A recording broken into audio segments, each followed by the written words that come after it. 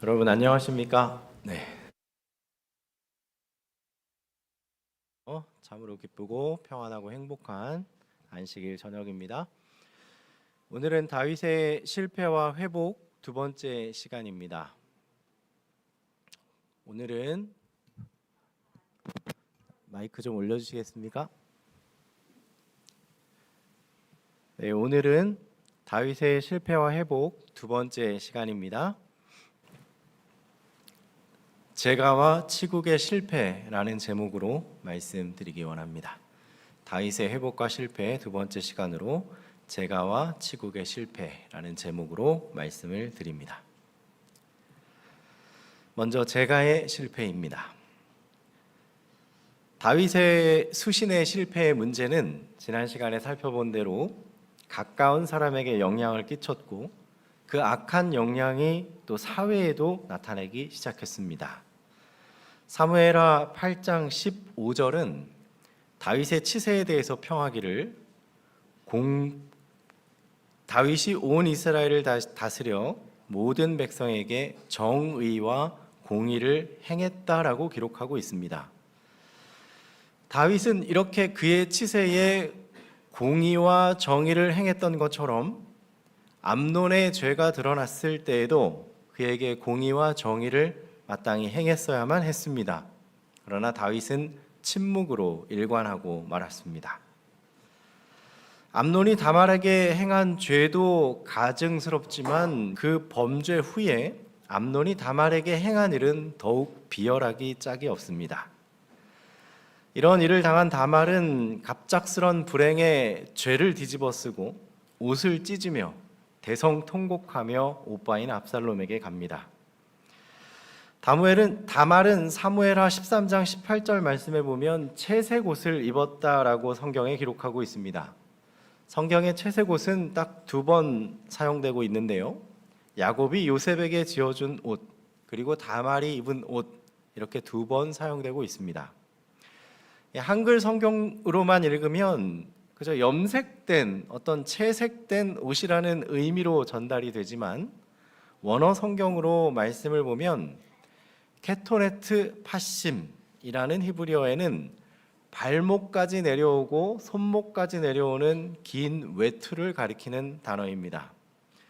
그러므로 채색된 옷으로 번역된 케토네트 파심은 염색되어 아름다운 옷이라기보다는 그것이 발목과 손목까지 내려오는 긴 옷이라는 것이 중요합니다. 일반적으로 그 당시 사람들은 일하기 편하고 활동하기 편한 옷인 짧은 옷을 입었다면 왕족과 귀족 그리고 관리층들은 좀 더 화려한 긴 옷을 입고 있었던 것입니다. 그렇기 때문에 더더욱 다말의 행동으로 말미암아 암논의 죄악은 삽시간에 소문으로 퍼지기 시작합니다. 죄를 무릅쓰고 또 옷을 찢고 걸었으니 그 소문이 얼마나 빨리 퍼졌을까요? 급기야 다윗의 귀에도 소문이 들려오게 되죠.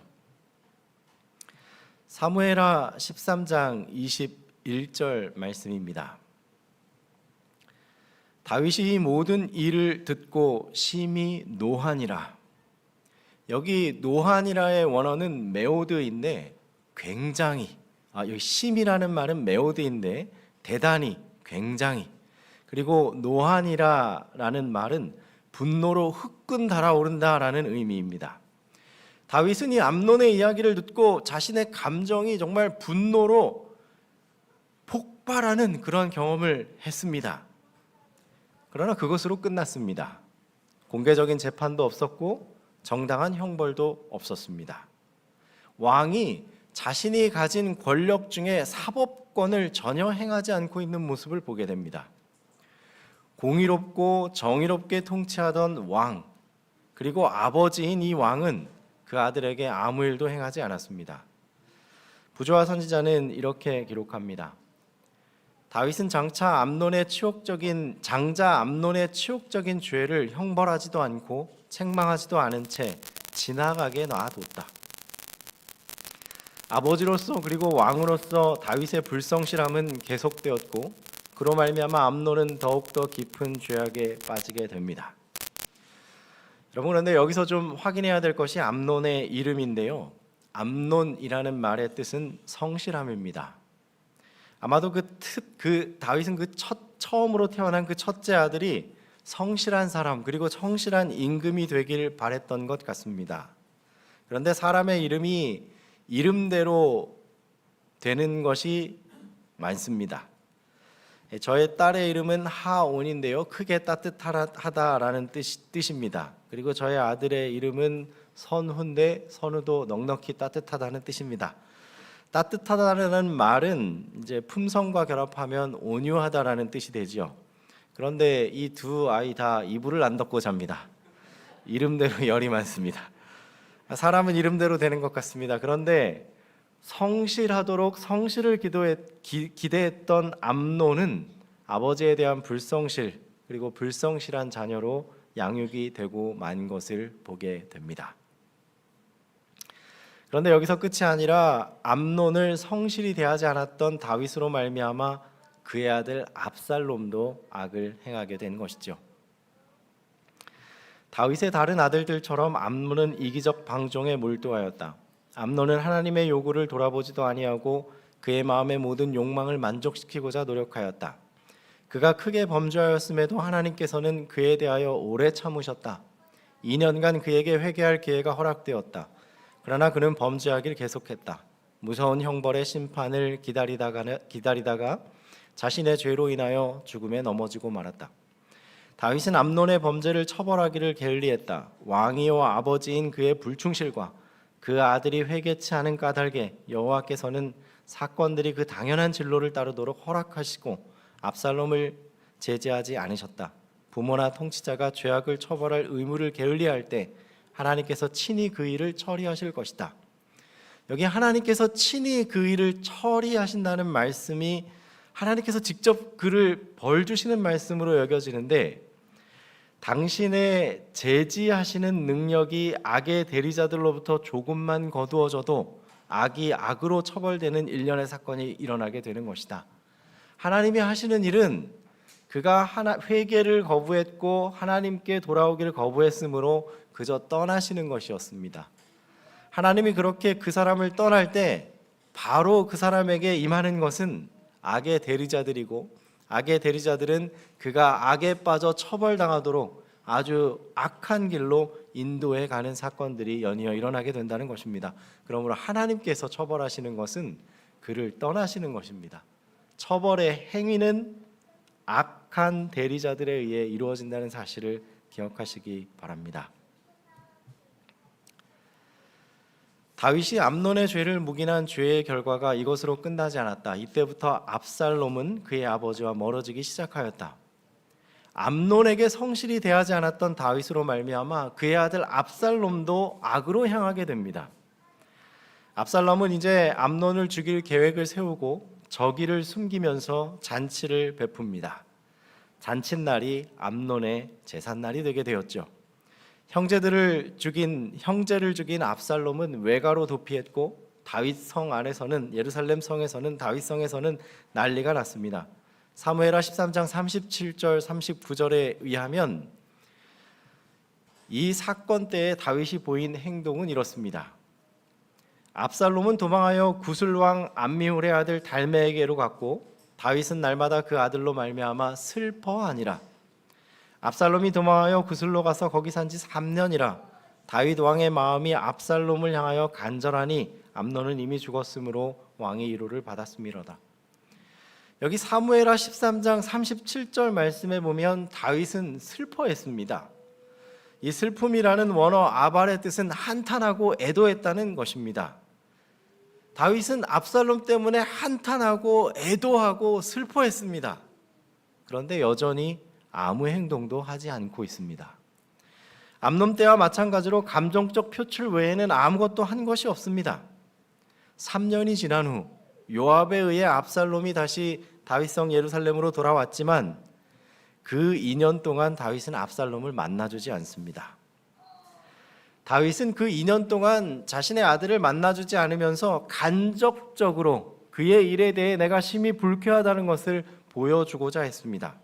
그러나 다윗이 생각한 간접적인 교육은 방임의 시간이 되었고 더 큰 불행의 시작이 되게 됩니다. 이 압살롬은 다윗이 헤브론 성에서 얻은 셋째 아들입니다. 압살롬을 얻었던 그 셋째 아들을 얻었던 그 상황에 비추어 보았을 때 다윗의 심정이 어떠했는지 압살롬의 이름을 통해 우리가 알 수 있습니다. 압살롬의 이름의 뜻은 아브샬롬, 즉 평화의 아버지라는 뜻입니다. 다윗은 이미 성인이 되기 전부터 골리앗과의 싸움으로 시작해서 끊임없이 전쟁하고 사울을 피해 도망하는 삶을 사는 다사다난한 삶이 다윗의 삶이었습니다. 드디어 헤브론에 다윗성을 얻고 그리고 그곳에 아들을 얻고 그 아들의 이름을 평화라고 지었습니다. 싸움이 끝나고 평화로운 삶이 오기를 고대하는 그의 마음이 느껴지고 또 자신의 삶과는 달리 이 아들만큼은 정말 평화로운 삶을 살았으면 하는 마음이 엿보입니다.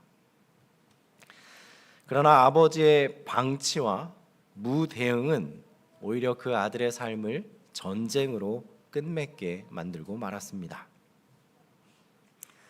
여러분, 지금까지 말씀드린 이 일련의 사건들을 쭉 살펴보면 흥미로운 사실이 있습니다. 그것은 사무엘하가 이 사건을 기록하면서 그 시간을 정확하게 기록하고 있다는 것입니다. 만 2년 후에 만 3년, 산지 3년이라 이태 동안 2년, 3년, 이태 이렇게 그 시간을 정확하게 기록하고 있죠.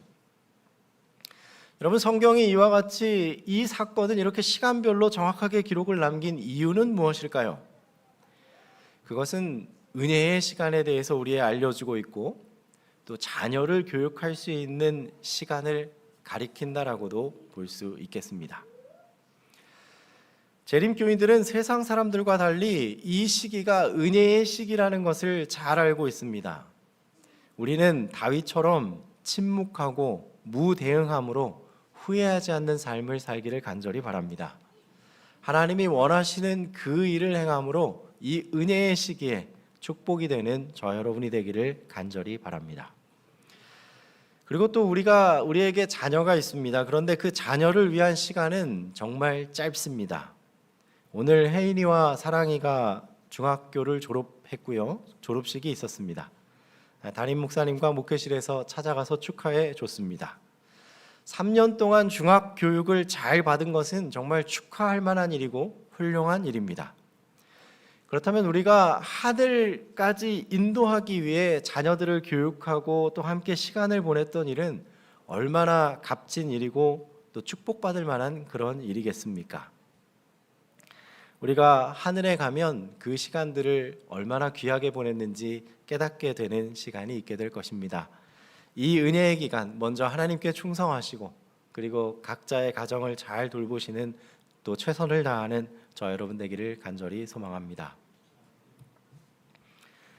두 번째 다윗의 실패는 치국의 실패입니다. 여기 사무엘하 15장 말씀에 보면 1절부터 5절의 말씀입니다.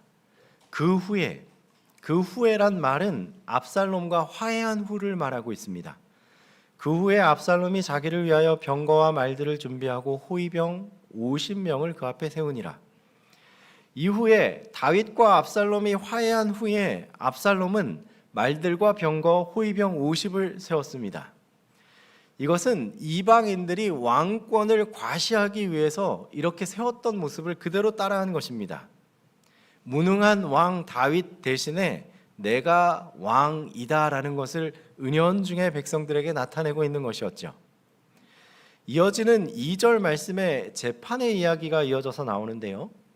압살롬이 일찍이 일어나 성문 곁에 서서 어떤 사람이든지 송사가 있어 왕에게 재판을 청하러 올 때에 그 사람을 불러 이르되 너는 어느 상업 사람이냐 하니 그 사람의 대답이 종은 이스라엘 아무 지파에 속하였다 하면 압살롬이 그에게 이르기를 내일이 옳고 바르다마는 내 송사를 들을 사람을 왕께서 세우지 아니하셨다 하고 이 말로 시작해서 왕이 재판해야 될 그 일을 압살롬이 직접 재판관이 되어 재판해 주는 모습을 보게 됩니다.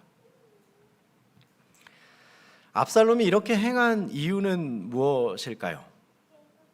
우리는 압살롬 후에 다윗 후에 솔로몬을 통해서 왕권이 확립되는 과정을 보게 됩니다. 그것은 솔로몬이 왕위에 올랐을 때 두 창기의 진짜 아들을 가리는 재판을 통해 백성들이 진정으로 솔로몬을 두려워하게 되고 그를 왕으로서 경외하기에 이르렀다는 사실을 기억하면 이해가 쉽습니다. 압살롬은 고대 왕권 중에 군사력보다 더 위험 있는 권력이 바로 사법권이라는 것을 잘 알고 있었습니다. 그래서 압살롬은 왕위를 빼앗기 위한 첫걸음으로서 백성들의 송사를 들어주고 그것을 해결해주는 재판관이 되는 것으로 시작했습니다. 그런데 2절 말씀에 보면 성문 곁에 서서라는 말씀에 주목할 필요가 있습니다. 이 말씀을 보면 다윗 왕 몰래 이런 일을 행한 것처럼 느껴지는데 그것이 아니라 이 성문 곁에는 항상 제사장들 그리고 관원들 그리고 재판관들이 모여서 서로 토론을 나누고 또 성경 말씀을 나누고 또 재판에 대해서 서로 의논하는 그런 장소였습니다. 이 장소에 압살롬이 등장해서 서로 의견을 나누는 그 자리에 섞이게 된 것입니다. 여러분, 우리는 다윗과 그의 아들들을 떠올리면 다윗은 좀 지혜롭고 좀 이렇게 명철한 것 같고 아들들은 뭔가 좀 모자란 것 같다고 느껴지지 않으십니까? 그런데 여러분, 다윗의 아들들도 지혜로서 둘째가라면 부끄러운 사람들이었고 또한 명철하고 또 책략이 있는 사람들이었습니다. 압살롬도 얼마나 지혜로웠으면 재판관들과 섞여서 또 이야기를 나눌 수 있을 정도로 지혜로웠던 것입니다. 그런데 4절 말씀에 보면 또 압살롬이 이르되 내가 이 땅에서 재판관이 되고 누구든지 송사나 재판할 일이 있어 내게로 오는 자에게 내가 정의 베풀기를 원하노라 하고 사람이 가까이 와서 그에게 절하려 하면 압살롬이 손을 펴서 그 사람을 붙들고 그에게 입맞추니 라고 기록하고 있습니다. 지혜롭고 이성적이고 또 똑똑한데 거기다 동정심까지 있고 사람의 마음까지 사는 사람이라면 얼마나 인기가 많겠습니까? 저는 좀 이성적이고 좀 논리적으로만 생각하는 편이어서 상대방의 마음을 잘 헤아리지 못합니다. 그래서 조금 저와 이렇게 대하시다가 속상한 일이 있으실지도 모르겠어요. 그런데 압살롬은 어떻습니까? 논리적이고 또 정말 이성적이지만 상대방의 마음도 헤아리고 또 그 사람을 보듬어주는 동정심도 있습니다. 이런 사람이라면 싫어할 사람이 없지 않을까요? 그런데 여러분, 여기서 한 가지 의아한 사실을 발견하게 됩니다. 왕권에 그토록 중요하다는 사법권을 어떻게 압살롬이 이렇게 쉽게 농락할 수 있었는가 하는 것이죠. 이스라엘의 재판 제도는 모세 때부터 시작됩니다. 모세에게 사람들이 재판을 받으러 왔을 때, 송사하러 왔을 때 장인 이드로가 이 체계를 분업하라고 말했고 모세는 그것에 순종해서 체계를 세우기 시작합니다. 그리고 신명기에서는 재판 제도를 다시 설명하면서 백성들에게 그 중요한 일을 다시 언급하는 일을 하죠. 그러나 다윗의 노년에 이 사법권이 제대로 운영되지 못했습니다.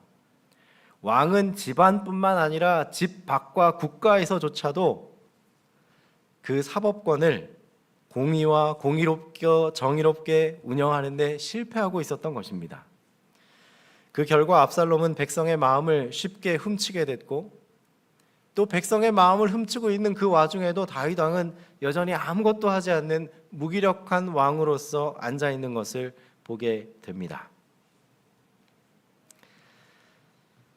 자, 이제 때가 되었습니다. 드디어 압살롬은 서원을 핑계로 자신의 고향이며 아버지 다윗이 왕으로 공식적으로 기름 부음 받은 곳, 믿음의 조상들의 무덤이 있는 헤브론으로 가기로 계획합니다. 그리고 그곳에서 반란을 계획하죠. 서원 제사에 다윗의 모사 아히도벨을 포함하여 200명을 초청합니다. 사무엘하 16장 23절에는 아히도벨을 이렇게 평가하는데요. 그때의 아히도벨이 베푸는 계략은 사람이 하나님께 물어서 받은 말씀과 같은 것이라. 여러분, 얼마나 판단력이 뛰어나면 그에게서 나온 판단과 계략은 하나님의 말씀과 같다라고 표현하고 있습니다. 그런데 여기 참 흥미로운 사실은 이 아히도벨이라는 이름의 뜻이 어리석은 형제라는 뜻입니다.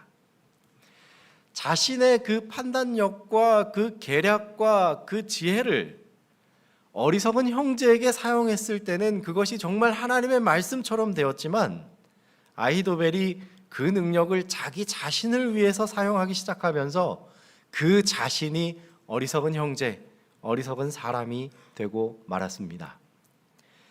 여러분, 성경은 분명히 말합니다.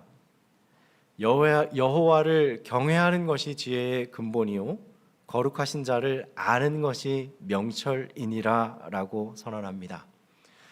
사랑하는 여러분, 지혜롭고 명철한 우리가 되기를 간절히 기원합니다. 자, 우리는 여기서 다윗의 범죄 전에 그가 어떤 리더였는지 기억해야 될 필요가 있습니다. 먼저 그는 백성들의 사랑을 받는 통치자였습니다. 사무엘상 18장 30절에 보면 블레셋 사람들의 방백들이 싸우러 나오면 그들이 나올 때마다 다윗이 사울의 모든 신하보다 더 지혜롭게 행하매 그의 이름이 심히 귀하게 되니라. 여러분, 다윗은 어린 시절부터 정말 탁월한 지도자였습니다. 그의 통치 기록은 전쟁에서의 승승장구의 기록과 함께 내적 통치여서도 성공적이었음을 알 수 있습니다. 사무엘하 8장 15절에 다윗이 온 이스라엘을 다스려 다윗이 모든 백성에게 정의와 공의를 행했다라고 기록하고 있습니다. 그런데 우리는 여기서 다윗의 리더십과 그의 통치력이 그 자신에게서 나온 것이 아님을 보게 됩니다. 아히도벨처럼 자신에게 있는 그 계략과 지혜가 하나님의 말씀과 같은 그런 능력이 있던 사람은 아니었습니다. 사무엘하 5장 10절에 그 근원은 만군의 하나님 여호와께서 함께 계시니 다윗이 점점 강성하여 가니라라고 기록합니다. 다윗이 백성을 잘 통치할 수 있고 정의와 공의로 이끌 수 있었던 이유는 하나님께서 다윗과 함께 하셨기 때문입니다. 그것이 바로 성공의 비결이었습니다. 그러면 여기서 우리는 다윗이 치국에 실패한 이유를 바로 알 수 있습니다. 이와 반대로 생각하면 알게 되겠죠. 다윗의 성공의 이유를 뒤집어 보면 그의 실패의 이유는 하나님의 임재가 거두어졌기 때문입니다. 부조와 선지자는 이렇게 기록합니다. 하나님의 율법을 범한 자기의 범죄에 대한 기억이 항상 그의 앞에 있어서 다윗은 도덕적으로 마비된 것처럼 보였다. 범죄하기 전에는 용기 있고 단호한 사람이었으나 이제 그는 연약하고 우유부단하였다. 백성들에 대한 그의 감화력은 약화되었다. 여기서 참 안타까운 사실을 보게 됩니다.